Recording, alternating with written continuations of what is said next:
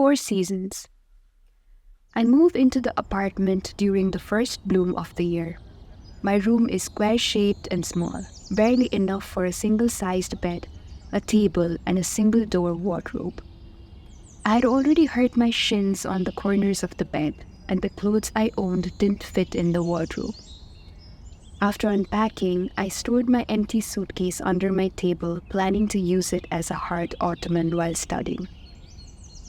It was less than what my 22-year-old heart desired. But I wouldn't have chosen this room, this apartment, if it wasn't for the window. The window in my room is at the center of the wall opposite the door, so that the first thing I see when I enter the room is the outside. Not that the view is that great. There is no greenery unless you count a few hedges. The window covers the view of another building across the parking lot, a dance academy, from which music floats every evening.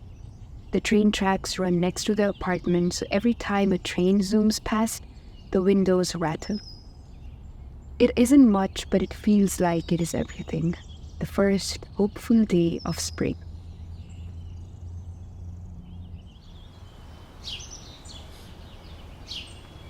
I can't shut the window. The heat will kill me otherwise. I get that European apartments aren't meant to withstand heat waves, but it shouldn't start feeling like Delhi, should it? I can't wait for the day to end, for some breeze to enter my atmosphere.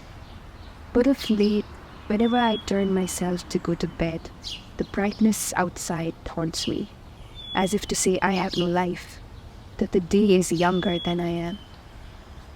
The summers in the West need some getting used to, especially if you are having a bad day.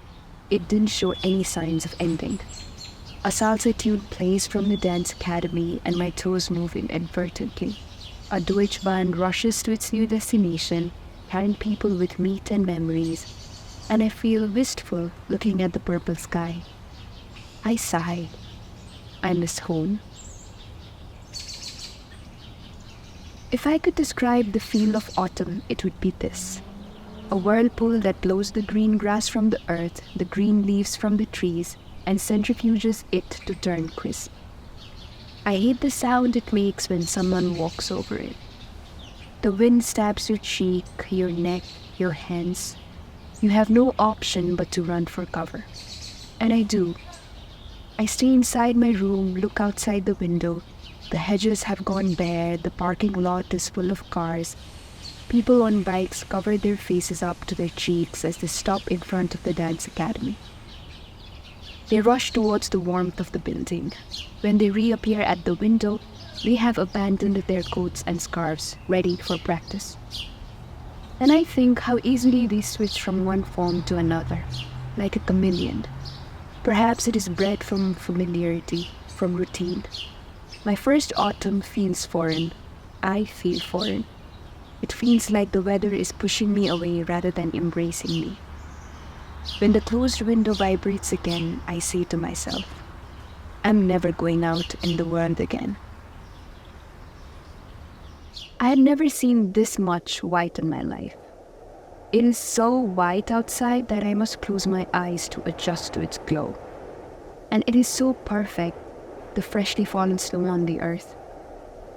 It has been snowing continuously for 24 hours, and I have been awake for the last 7 watching the snowfall.